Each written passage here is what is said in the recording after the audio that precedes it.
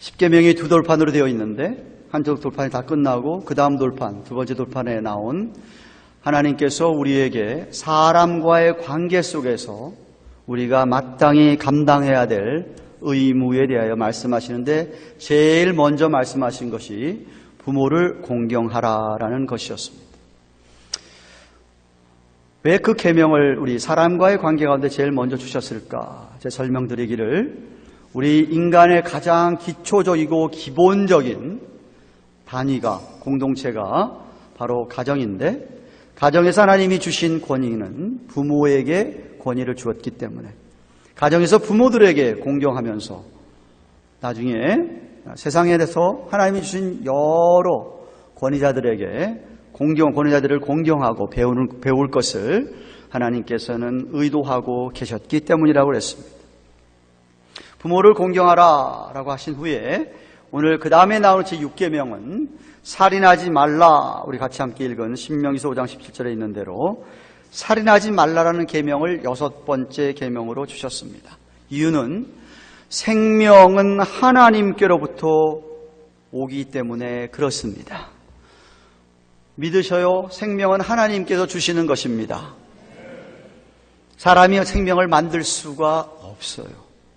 저는 아무리 바이오 생명공학이 발전해서 사람이 어떻게 만들어서 하더라도 저는 절대로 사람은 생명은 만들 수 없다라고 생각합니다.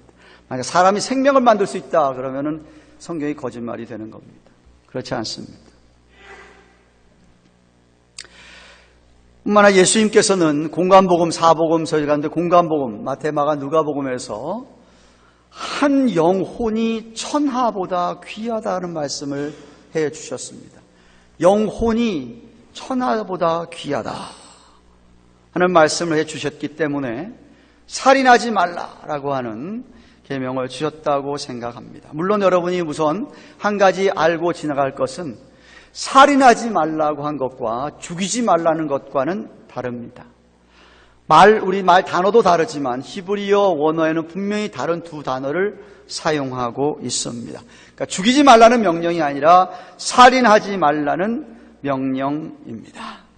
즉 죽인다 그래서 그게 다 살인이 아니라는 말씀입니다. 예를 들면 율법에 실수로 부지 중에 사람을 죽인 경우에 그 사람은 사형에 처하지 않도록 도피성이라는 것을 만들어서 도피성에 그 사람을 피신시켜 놓고 거기서 살도록 배려를 했습니다. 그때 대제사장이, 중보자가 되는 대제사장이 살아있는 동안에는 도피성 안에 있으면 그는 생명을 아무도 빼앗지를 못합니다. 과실치사인 경우죠. 그런데 그러다가 도피성에 살다가 대제사장이 죽게 되면 도피성에서 나와 자유로운 삶을 살게 됩니다. 뿐만 아니라 그렇게 고의로 사람을 안 죽였는데 고의로 죽였다, 고살이라고 얘기하죠. 고의로 누가 사람을 죽였으면 그 사람은 반드시 그 생명을 내놓아야만 했습니다. 율법에는. 그리고 또한 대적들과 전쟁할 때에 전쟁 중에 사람을 죽이는 것은 살인이라고 말하지를 아니하였습니다. 아시다시피 출애굽을 하게 되고 가나안 땅에 도착했을 때에 하나님께서는 여호수아라는 지도자를 세우셔서 이스라엘 백성들의 가나안에 있는 모든 족속, 이방 신긴을 섬기는 족속들을 다 진멸하라고 명하셨습니다. 전쟁을 많이 치렀지 않습니까? 그러므로 이 6번째 계명은 이런 경우를 말하는 것이 아닙니다. 아시다시피 첫사람 아담과 하와가 하나님께 불순종함으로 에덴 농사에서 쫓겨나갔습니다. 에덴 농사에서 쫓겨난 이유로 사람이 처음 지은 가장 큰 죄는 살인이었습니다. 그것도 빅브라더리, 형이 동생을 갖다가 살인하는 그러한 죄를 범했습니다. 창세기 4장 8절에. 그 이유로 율법이 있기 전에 하나님께서는 살인자에 대해서 엄중히 심판을 말씀하셨는데 얼마나 가혹하게 얘기하셨느냐 하면 창세기 9장 6절에 무릇 사람의 피를 흘리면 사람이 피를 흘릴 것인데 이는 하나님이 자기 형상대로 사람을 지었음이니라 그랬습니다. 자기 형상대로, 하나님 형상대로 세운 사람을 죽였다고 한다면 그 사람은 그 생명을 내놓아야 될 것이라고 하는 겁니다. 또한 율법에 있는 대로 민수기 35장 31절에 의하면 살인죄를 범한 고살자의 생명의 속전을 받지 말고, 고의로 살인한 사람은 생명을 속전하기 위해서 속건제를 드려도 소용이 없고 그 사람은 반드시 죽일 거라고 말씀하고 있습니다. 이유는 살인은 아까 얘기했지만 하나님의 형상을 파괴하는 것이고 인간을 창조하신 하나님의 섭리를 대적하는 것이며 하나님의 주권을, 생사를 하나님이 주장하시는데 그걸 자기 마음대로 사람이 한 것은 하나님의 주권을 무시하기 때문에 그렇습니다. 다시 한번 말씀드립니다. 인간에게 생명을 주시는 분도 하나님이요, 하나님 인간의 생명을 거두어 가시는 분도 하나님이신 줄로 믿습니다. 자기가 하나님인 양, 자기가 그렇게 생명을 타취하게 되면 그것은 곧 하나님을 거역하는 것이라는 말씀입니다. 또 하나 더 생각해 볼 것은 자살의 경우입니다. 많은 분들이 질문을 저에게 종종 합니다. 자살한 사람 어떻게 됩니까? 라고 이야기를 합니다. 자살한 사람은 자신의 생명을 자기 것으로 생각하기 때문에 자살합니다. 하나님이 주신 것이라고 한다면, 내 것이 아니라 하나님이 주신 것이라고 한다면 아무리 힘들어도 자살은 못하게 되어 있습니다. 자기 것이라고 생각하기 때문에 먼저 큰 잘못입니다. 하나님이 주신 것을 사람이 함부로 빼앗을 권리는 없습니다. 자살은 곧 살인입니다. 성경에 보면 구약에는 세 케이스, 신약에는 한 케이스에 자살한 경우가 나옵니다. 지난 수요일날 우리 통독 강의를 들으면서 사무엘 설명을 들었습니다. 거기 보면 사울 왕이 등장하는데 사울 왕은 끝에 죽음이 자살로 끝납니다. 대적의 손에 죽기 싫다 그래가지고 자기 부하의 칼에다가 자기 스스로가 몸을 던져 죽습니다. 또 한 사람은 다윗의 아들 압살롬이 반역했을 때 그 편에 섰던 아히도벨이라는 사람이 나중에 다윗이 회복이 되고 압살롬이 죽어버리고 그렇게 되자 자기 스스로 자살을 합니다. 그리고 또 시므리라는 사람이 등장하는데 열왕기상 16장에 등장하는데 이 시므리라는 사람은 자기 혼자 스스로 7일 동안 7일 천하 7일만 자기 스스로 왕이 됐다가 무너지는 바람에 그 사람이 자살을 하게 됩니다. 그리고 신약에 너무나도 잘 아는 가롯 유다가 자살을 했습니다. 성경이 분명히 이야기하고 있지는 않지만 예수님이 하신 말씀들을 돌이켜보면 자살한 사람들은 저는 지옥에 갔다고 믿습니다. 칼빈은 6번째 계명, 살인하지 말라라는 계명 안에는 이렇게 설명합니다. 이 계명은 우리 안에 우리의 삶을 효과적으로 컨트롤, 절제하기 데 필요한 모든 것을 다 포함하려는 하나님의 의도가 포함되어 있다라고 얘기합니다. 좀 쉽게 설명하면 이런 겁니다. 우리 안에 다른 사람을 해치고자 하는 적의, 악의, 악한 감정이나 그 의지, 그 생각, 그거를 하나님께서는 좀 컨트롤하고 성령 아래 이렇게 붙잡아 놓으라고 주시는 계명이 살인하지 말라라는 계명이라는 겁니다. 사람은, 죄성을 갖고 있는 사람은 누군가가 나를 깊은 상처를 주거나 나의 정말 울분이 나게 하고 그러면 사람은 그 사람에 대해서 악의를, 적의를 품게 되어 있습니다. 그래서 우리가 이 계명을 지키고자 한다면 우리는 그런 나의 마음에 있는 울분이나 상처 때문에 잘못된 말과 행동으로 다른 사람에게 상처를 주지 않도록 조심해야 한다는 것입니다. 아니, 아예 그런 악한 마음이나 악한 생각조차 품지 말아야 한다는 것이 제6계명에 포함되어 있다라는 말씀입니다. 그래서 예수님께서 우리 아까 읽은 산상수훈이죠. 처음 설교하신 마태복음 5장 21절 22절에 율법을 크게 지키는 유대인들을 향하여서 제6계명인 살인하지 말라라는 계명을 영적인 의미를 가지고 설명을 하셨습니다. 21절에서는 실제로 살인하는 자만 심판을 받는 것이 아니라 22절에 보시면 형제에게 노하는 자마다 심판을 받게 되고, 형제에 대해서 라카라고 하는 헬라어인데요. 라카라고 하는 자는 공회에 붙잡히게 되고, 미련한 놈이라고 하는 자는 지옥불에 들어가게 되리라고 말씀하셨습니다. 섬뜩한 말씀입니다. 마음으로 형제에게 노하는 자, 마음으로 화를 내는 자, 말을 품고 있는 자, 울분을 품는 자, 살인자와 마찬가지로 심판을 받게 된다라는 말씀입니다. 물론 예외가 있습니다. 의의 분노가 일어날 수 있습니다.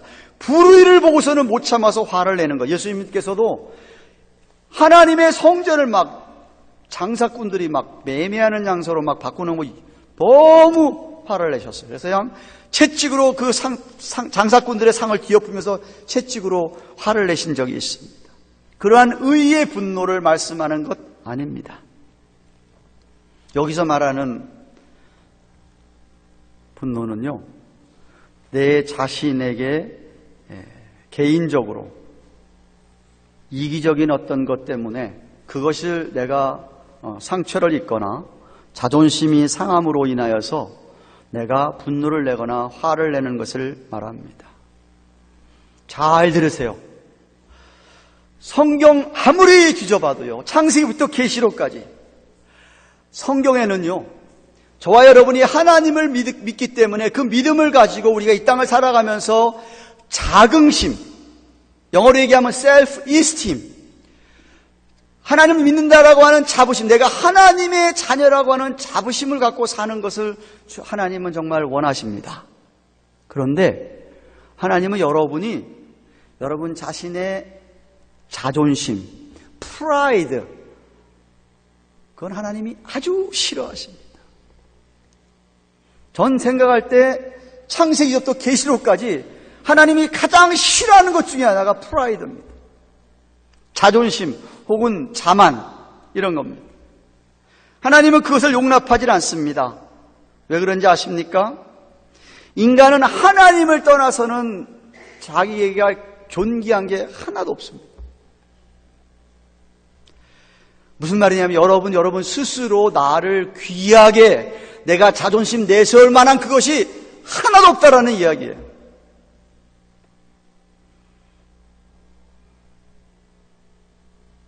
또 한 번 강조합니다. 저와 여러분은요, 하나님을 떠나서는 아무것도 내세울 게 정말 없습니다. 그걸 꼭 아셔야 돼요. 왜? 하나님이 우리를 존귀하게 여기시기 때문에 내가 존귀한 자가 되는 거예요. 하나님을 떠나서, 주님을 떠나서 난 아무것도 아닌 거예요. 그런데 사람들은, 소위 교훈이라는 사람들조차도 이 쓸데없는 자존심의 상처를 입으면은 분을 품습니다. 화를 냅니다. 여기 보면 22절에 왜 어떤 사람에 대해서 노하고 라가 미련한 놈이라고 하는지 아세요? 내 자존심이 상한 거예요. 저 사람이 나를 무시하는 거예요. 그래서 열받는 거예요. 그래서 라가 그러는 거예요.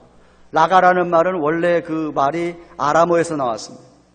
히브리 방언 중에서 이 구어죠, 구어. 라가란 말이 나왔는데 그 뜻이 뭐냐 하면요, empty, 비었다는 소리인데 우리말 번역이 굉장히 좋은 번역이 있어요. 이 골빈 놈아, 이 소리입니다. 라가가 그런 소리예요. 너무 번역이 잘 좋은 번역이에요. 아유, 저 골빈 놈 하는 그런 말입니다. 그게 라가예요. 미련한 놈 뭔지 아세요? 미련한 놈. 미련한 놈은 헬라의 원어로 모로스예요. 모로스에서 나온 말이 모란. 혹시 영어 좀 아시는 분 모란이라는 말 들어보셨어요? 우습게 하는 거, 상대방 바보로 하는 거, 스투피드하게 하는 거죠. 저 모란 같은.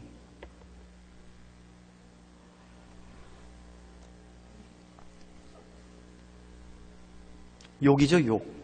나가건 미련한 놈이건 다 욕입니다. 상대방의 인격을 모욕하는 말이죠. 상대방이 나에게 잘못한 것을 용서하지 못하고 내가 화를 품게 되고, 그러면 이제 비방하는 말이 튀어나가게 되는데 그것을 지금 얘기하고 있는 겁니다. 그것이 곧 살인하는 것과 같다. 살인이다라고 예수님이 얘기하시는 거예요. 바로 여러분이 너무나도 잘 아는 사도 요한이 요한일서 3장 13절에 형제를 미워하는 자마다 살인하는 자니 살인하는 자마다 영생이 그 속에 거하지 아니하는 것을 너희가 아는 바라 라는 말씀과 일치하는 말씀. 그런데 얼마나 많은 사람들이 마음속에 미움이란 죄를 가볍게 여기는지 모르겠습니다. 혹시 여러분은 안 그렇습니까? 내 마음에 미움이 생겨날 때 그 사람에 대해 막 울분이 차고 막 화가 막 나는 것을 갖다가 내가 미움한 거 그렇게 별로 표시가 안 나니까 미워하면 그만이지라고 생각하면서 그걸 아주 쉽게 생각하고 있지는 않는지 모르겠습니다.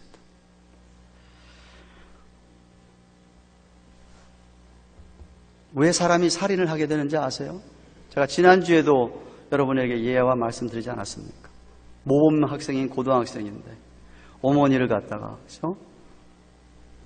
칼로 난자해서 죽이는 왜 살인하게 되죠? 그 속에 그냥 미움이 꽉 차는 거예요. 그냥. 꽉 차는 거죠. 그러니까 죽이는 거예요. 어머니조차도. 왜 사람들이 살인하는 마음을 품게 되죠? 왜 미워하는 마음을 품게 되죠? 저 사람이 내 행복에 걸림돌이 되는 거예요. 거침돌이 되는 거예요. 방해가 되는 거예요. 없애버리고 싶은 거예요. 내가 못 없애면 욕이라도 해주고 싶은 거죠. 그러는 거예요. 크게 가닥 차버리면 이성을 잃고 무엇인가 사로잡혀서 그렇게 끔찍스러운 죄를 범하게 되는 것입니다. 사탄 마귀에게 사로잡히는 거죠. 그래서 뭐가 중요한지 아세요? 둘 중에 하나. 여러분이 그리스도의 사랑, 그리스도의 인격에 내 마음이 사로잡혀 있느냐, 아니면은 이 미움에 사로잡혀 있느냐.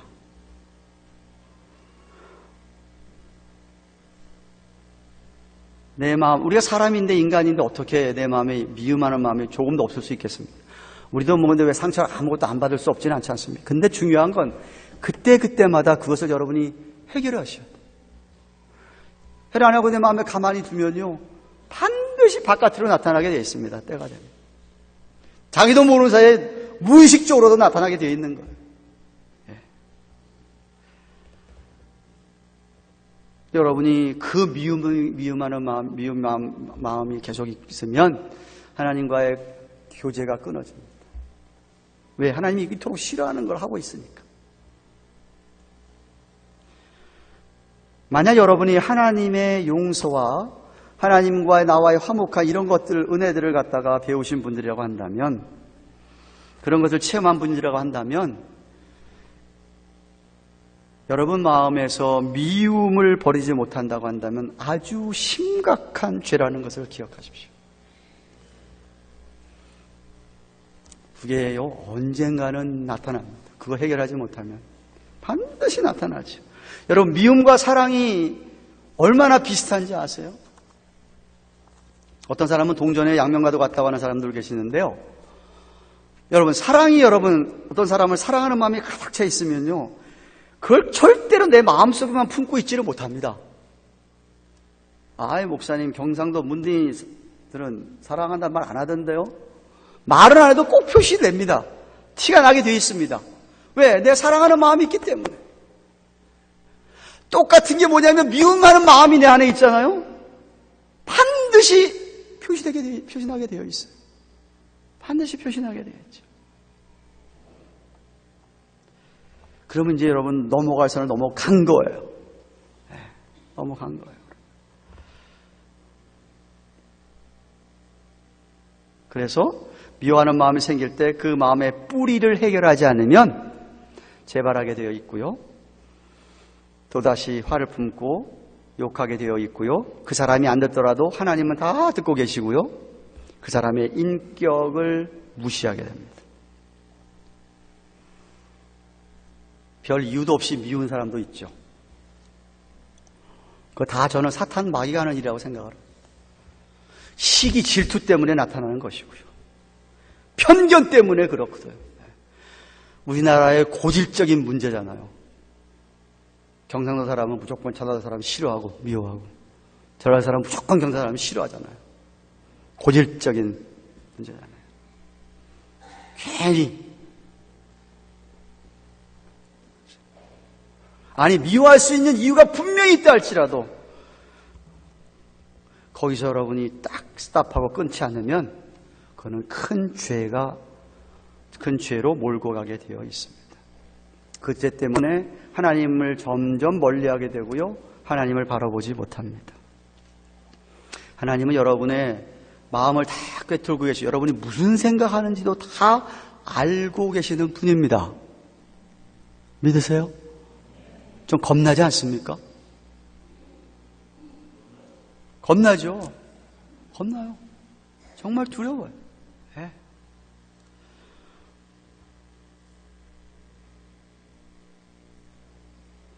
때때로 보면 여러분 왜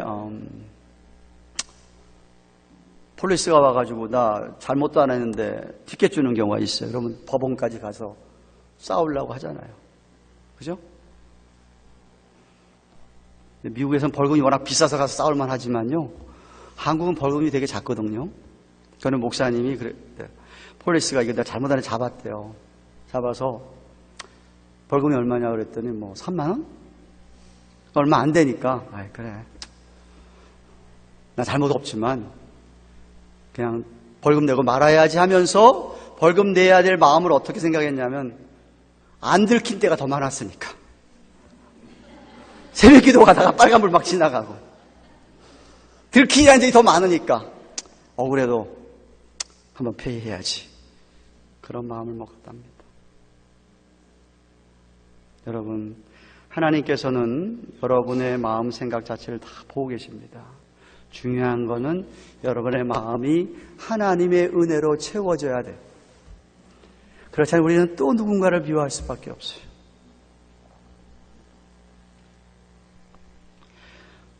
어느 목사님이 이야기하시는데 새벽 기도에 목숨을 거는 권사님이 계셨대요.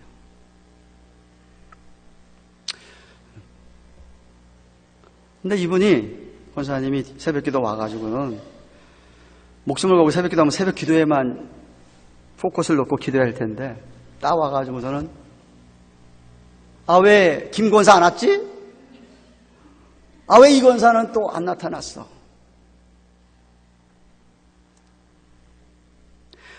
물론 장로고 권사쯤 되면 새벽 기도 와야 되죠. 그건 뭐 정말 와야 되는데 어쩌서서 못 오는 그 장로님이나 권사님 마음이 얼마나 아프겠습니까? 근데 권사님이 새벽 기도 와가지고서는 누구 권사 안 온 것만 가지고 입으로 컴플레인 하면서 속으로 씹는 거예요. 그게 목사님 불렀대요. 권사님은 새벽 기도 안 오는 게 훨씬 좋을 것 같습니다. 오셔서 누구를 미워할 밖에는 안 오시는 게 훨씬 낫겠습니다. 이랬다라고 합니다. 기억하십시오. 하나님께서는 우리의 마음을 헤아려 보십니다. 여러분이 무슨 생각을 갖고 있는지, 여러분의 이웃에게, 여러분의 다른 사람에게 어떤 적대감을, 악한 감정과 의지를 품고 계신지 다 보고 계십니다. 그런 마음 품고 있으면은 반드시 겉으로 드러나게 돼 있고, 제가 몇 주 전에도 얘기했지 않습니까? 우리 2세들과 미국 사람들은 너무나 쉽게 I hate you, I'll kill you라고 얘기합니다. 너무 쉽게 얘기하죠. 물론 우리 1세들은 좀 덜한 것 같아요. 1세들은 웬만큼 화가 안 나면 죽여버려라는 얘기를 잘 안 하죠. 그렇지만 똑같은 거예요. 속으로는 다 이미 살인한 겁니다. 여러분, 실제로 한 생명을 내가 물리적으로 죽이지 않는다 하더라도요, 영혼은 죽지 않지 않습니까? 영혼은 안 죽지 않습니까? 근데 영혼을 죽이는 거, 영혼을 죽이는 경우, 그것도 곧 살인입니다. 만약 여러분 때문에 누군가의 영혼이 실족한다면, 만약 여러분 때문에 누군가가 교회에 왔다가 믿어보려고 하다가 떨어져 나간다면, 만약 여러분 때문에 누군가가 교회를 멀리하고 있다고 한다면 그것도 제6계명을 어긴 겁니다. 여러분의 말과 행실이 잘못돼가지고 소자 하나라도 실족했다고 한다면 예수님께서 마가복음 9장 40일에 기기하셨습니다. 누구든지 나를 믿는 이 소자 중 하나를 실족해 하면 차라리 연자 맷돌을 그 목에 달리고 바다에 던지움이 나으리라. 지난주도 제가 얘기했습니다. 우리 믿는 사람은 늘 이런 사상을 가지고 살아야 됩니다. 나는 나를 위하여 사는 게 아니라 다른 사람을 위하여 사는 거다. 나는 늘 이웃을 위해서 사는 거다. 라는 사상을 갖고 있어야 합니다. 다른 사람을 늘 배려하고 사랑하는 마음을 가지고 살아야 합니다. 내가 저 사람이 나 때문에 혹시라도 실족하면 큰일 나는데라고 정말 조심스럽게 말과 행동을 하셔야 됩니다. 아니, 한 걸음 더 나가서 오히려 그 사람을 사랑하려고 하는 마음이 있어야 합니다. 상처만 안 주는 것에서 만족하지 마시고 사랑하시려고 애를 써야 하는 것이 참 예수 그리스도를 믿는 자들입니다. 그래서 영혼을 하나 실족시키는 것, 그것도 살인하는 거예요. 제가 제목을 6계명 살인하지 말지라고 하려다가 육체의 생명만 중요한 게 아니라 영혼이 너무 중요한데 하고 영혼과 생명을 존중히 하라라고 제목을 바꿨습니다. 마지막에 홍정일 목사님께서 이 10계명 강의, 6계명 강의를 하면서 이렇게 말씀하십니다. 올바른 복음을 전하지 아니하고 이단 사상을 전하는 것도 살인이다. 아주 공감합니다. 올바른 신학을 가지고 올바른 신앙을 가르쳐야 되는데 잘못된 신학 사상을 가지고 잘못 가르쳐가지고 다른 하나님을 믿게 한다든지 다른 예수님을 전한다고 한다면 그 가르침을 받은 자들의 영혼을 죽이는 것입니다. 그래서 어쩌면 목사나 교사의 가장 큰 죄는 바른 성경관을 갖고 있지 않기 때문에 성경은 정말 창세부터 계시록 66권은 틀림없이 하나님의 말씀이라고 하는 그 최고의 권위를 갖고 있는 정말 그 어떤 이 바른 성경관을 갖지 않고 있기 때문에 성경 말씀과 좀 다른 자기 생각이나 다른 사상을 좀 집어넣거나 성경을 좀 쪼개고 자기 나름대로 해석하고 하면서 그렇게 성경을 가르친다고 한다면 그 사람은 그 사람의 양들을 병들게 하는 겁니다. 그래서 어쩌면 죽음에까지 이르게 하는지도 모릅니다. 일부 예배 때도 얘기했습니다. 여러분 유럽에 가보셨어요? 저도 독일에 가본 적이 있습니다. 정말 교회가 너무 멋있습니다. 휘황찬란, 의리여리하고 너무 웅장합니다. 그런데 예배는 거의 안 드립니다. 그냥 관광지에 관광지. 구경꾼들이 와서 구경하고 가는 겁니다. 주일날 아침 일찍 노인들 10명도 안 되는 노인만 몇 명 모여서 예배 보는 게 전부. 유럽 교회들이 왜 그런지 아세요? 1800년대부터 시작을 해서 점점 자유주의 신학으로 흘러가서 그래요. 자유주의 신학으로 흘러간 거예요. 야, 창세기 봐라. 1장하고 2장하고 다르지 않냐. 그러니까 1장은 딴 데서 온 거고 2장은 또 다른 데서 온 거다. 이렇게 얘기하기 시작을 했어요. 야, 무슨 처녀의 몸에서 무슨 애가 생기냐. 그건 말이 안 된다. 인간의 이성이 성경 위에 올라가기 시작을 한 겁니다. 성경을 다 쪼개기 시작해서 좋은 말만, 윤리적인 말만 받아들이기 시작을 했습니다. 그런 결과가 교회가 거의 다 문을 닫고 있습니다. 이 미국 연합장로교회도 마찬가지예요. 다른 교단도 물론 자유주의가 많이 있지만 같은 장로교에서 정말 안타까운 게 PCUSA, 죄송합니다. PCUSA 교단 같은 교단은 뭐 가르치죠? 동성애도 괜찮다. 동성애라도 목사가 될 수 있고 이렇게 가르칩니다. 자유주의 사상을 가르치는 것. 양들을 병들게 하는 겁니다.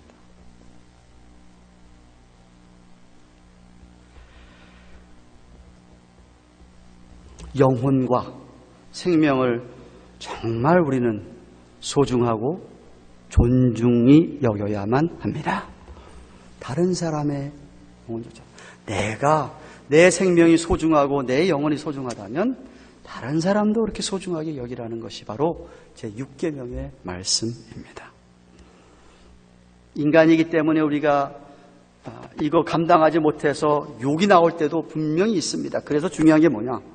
우리 안에 있는 상처나 화, 분노부터 우리가 해결을 해야 되는데 그거 해결하려면 가장 필요한 것이 하나님의 은혜입니다. 뭐라고요? 하나님의 은혜입니다. 분당 우리 교회 이찬수 목사님이 젊을 때 청소년 사역을 했는데 그때 고3 되는 학생한테 긴 장문의 편지를 받았습니다.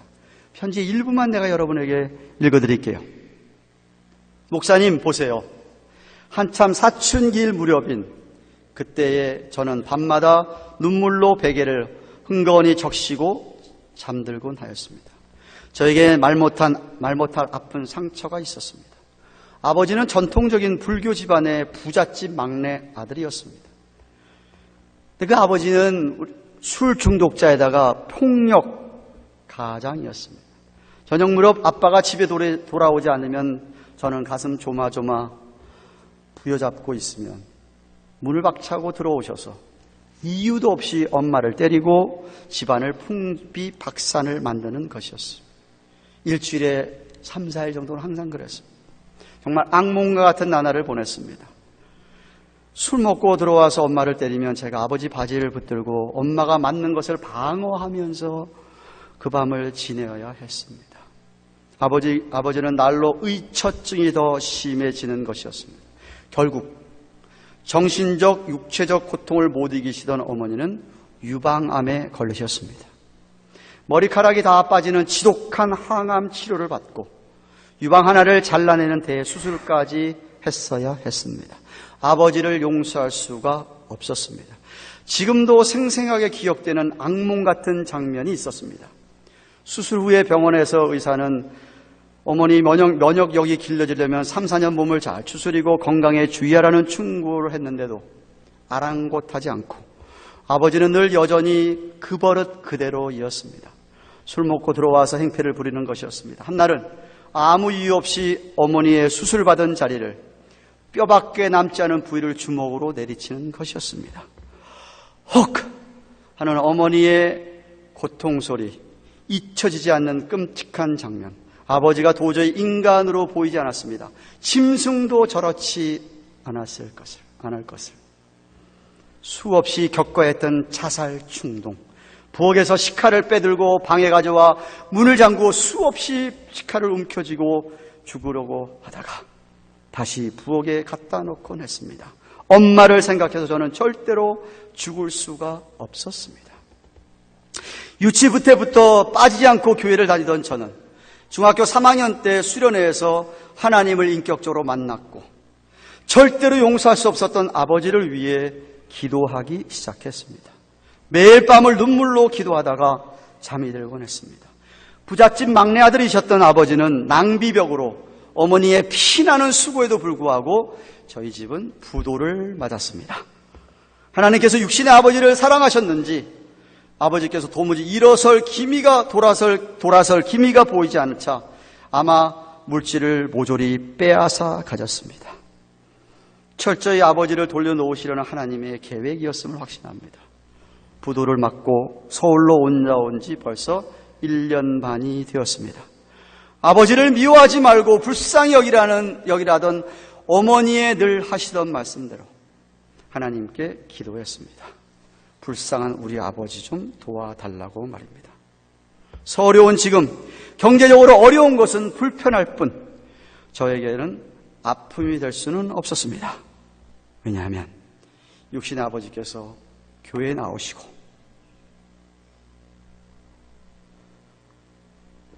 얼마 전에는 세례도 받으셨기 때문입니다.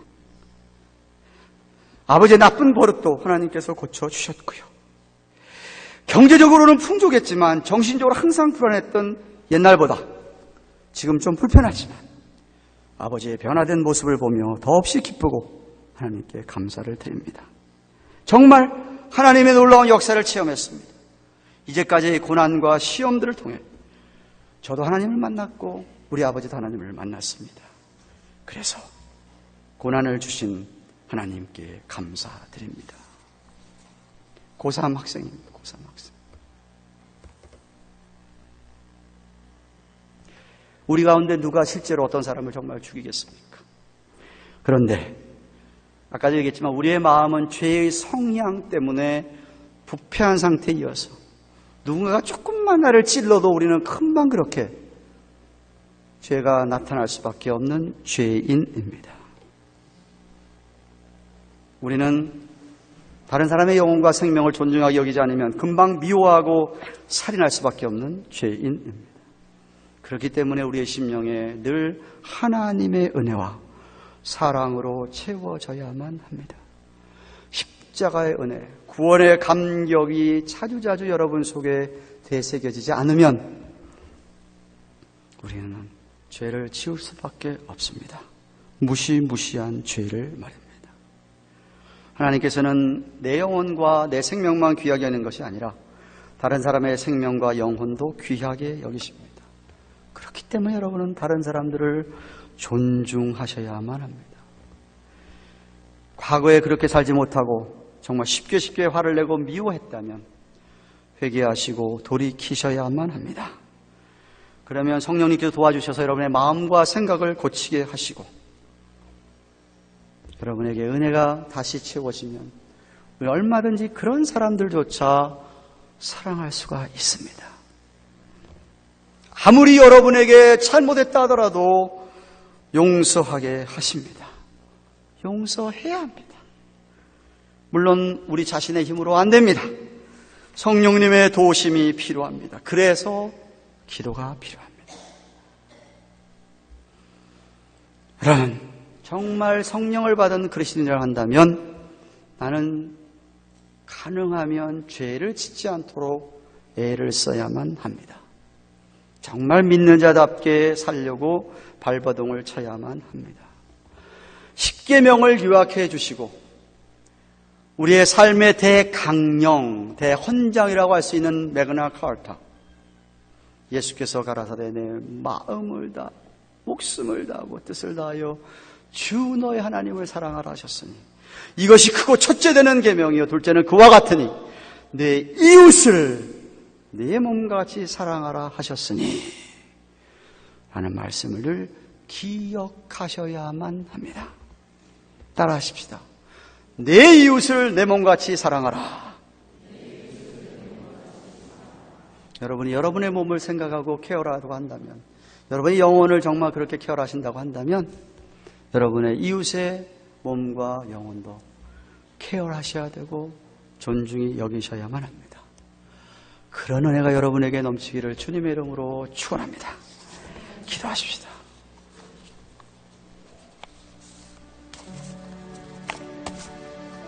여러분이 십자가의 은혜를 생각한다면, 아니 여러분의 죄를 다 용서하신 하나님을 생각한다면 우리는 용서 못할 사람이 없습니다. 얼마나 쉽게 우리가 다른 사람을 미워하는지요.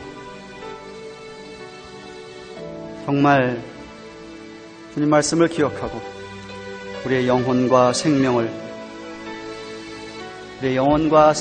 소중한 게 아니라 다른 사람의 영혼과 생명도 소중한 줄 알고 주님, 특별히 가까이 계신 분들, 이렇게 아까 간증 읽어드린 우리의 부모가 여러분 마음에 정말 한이 되어 있습니까? 여러분 해결하셔야 됩니다. 여러분의 자녀가, 우리의 형제 자매가 주여, 하나님 정말 하나님의 은혜로 말미암아 사랑하게 하옵소서. 한번 같이 한번 간절히 통성으로 기도하겠습니다. 고마우신 하나님 아버지, 은혜를 감사합니다. 제6계명 차례가 되어서 살인하지 말라라고 하는 말씀을 살펴보았습니다. 예수님께서 영혼을 사랑할 것을 말씀하셨습니다. 우리에게 미움이 나고 우리에게 울분이 날 때 하나님 주의 사랑으로 그것을 다 녹일 수 있도록 도와주시고 십자가의 은혜를 기억하고 우리는 결코 누구를 미워하거나 누구를 살인하는 일이 없도록 도와주시기를 원하옵니다. 용서할 마음이 생기게 하시고 용납할 마음이 생기게 하시고 하나님의 은혜로 살게 하여 주시옵소서. 예수님의 이름으로